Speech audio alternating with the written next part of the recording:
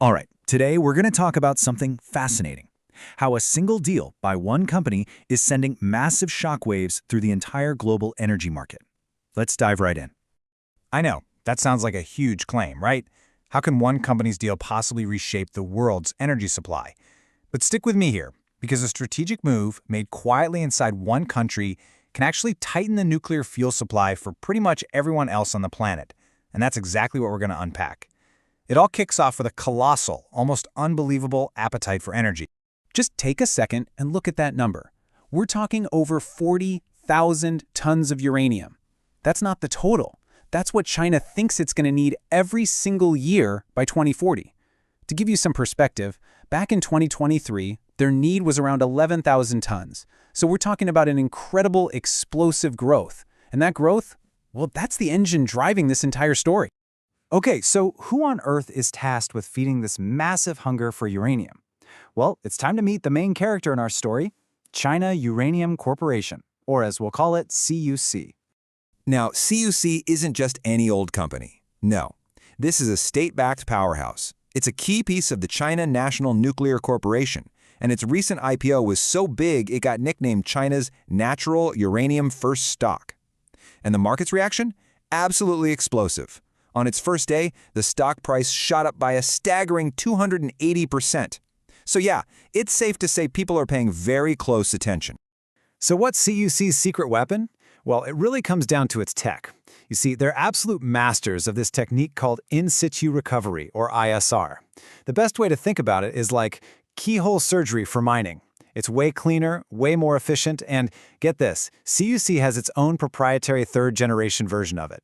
That means they can get at these incredibly challenging deposits that others can't touch. It gives them a massive competitive edge.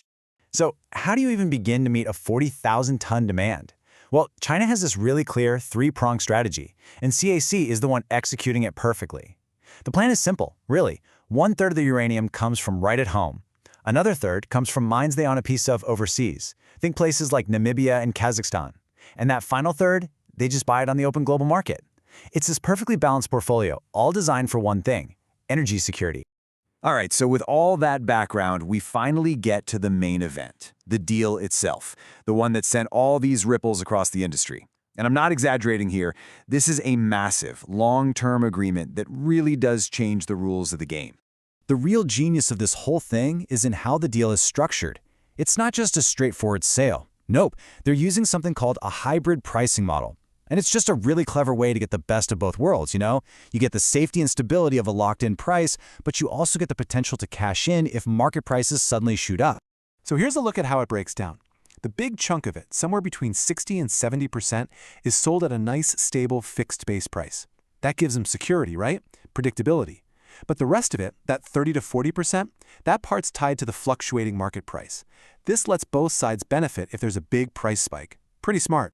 And this structure, it really creates a perfect win-win situation. For CUC, the seller, they get guaranteed cash flow. They've basically de-risked a huge chunk of their revenue right off the bat. And for their parent company, CNNC, the buyer, well, they lock in a stable fuel source for all their new reactors, and they're protected from those wild price swings you see on the import market. It's just a super stable partnership built to last for the long haul. Okay, so a company made a smart internal deal. Big deal, right? Why should the rest of the world care? Well, this is exactly where that first ripple starts to spread out and hit the global pond. See, because this deal locks in such a huge amount of future supply internally for China, all of that uranium, it's just gone. It's no longer available for anyone else to buy. By basically pre-booking a huge chunk of its own future demand, China is effectively taking 1 to 2% of the entire global supply clean off the open market. And in a market that's already super tight, that is a huge, huge deal. And believe me, the market is already tight, like really tight. Even before this deal, there was what we call a structural deficit of 20 to 30%. That just means the world needs way more uranium than mines are actually producing each year. So CUC's move? It's basically like pouring salt in that wound. It makes the global shortfall even wider and starts putting serious upward pressure on prices for every other country out there. And this brings us to the next, and honestly, much larger ripple, geopolitics. Because CUC's rise isn't happening in a bubble. It's actually speeding up a really fundamental shift in who controls the world's nuclear fuel. Just look at this breakdown right here. Something like 60%, of the world's uranium production is concentrated in non-Western countries. We're talking primarily Kazakhstan, Russia, and now increasingly China itself. What that does is create this incredibly powerful bloc that has immense influence over the entire global supply chain.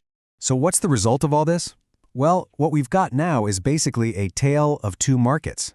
On one side, you have Western utilities. For them, security of supply is everything, so they're now forced to pay a premium, sometimes as much as 10 to 20% more, just to get uranium from friendly sources like Canada, Australia, and the US. And then you have everyone else, competing in the more volatile global market where, really, price is king. So where is all of this going? What does the future actually look like in this new, divided uranium world? Well, the general consensus is that prices are only going one way, up. Those structural deficits we talked about, now amplified by moves like the one CUC made, are creating a really strong floor under the price. And when you factor in all the new demand coming from power-hungry AI data centers and those next-gen small modular reactors, well, a lot of analysts see uranium sustaining a price of $90 to $100 per pound and staying there. Ultimately, what we're watching is the global chessboard for nuclear fuel being completely redrawn. We're seeing a shift away from a single, unified global market to one that's fractured along geopolitical lines. And it's all being driven by this intense hunt for energy security. So it really leaves us with a critical question for the next decade. As this uranium market continues to split, who is going to secure the fuel for our carbon-free future? And who is going to be left behind?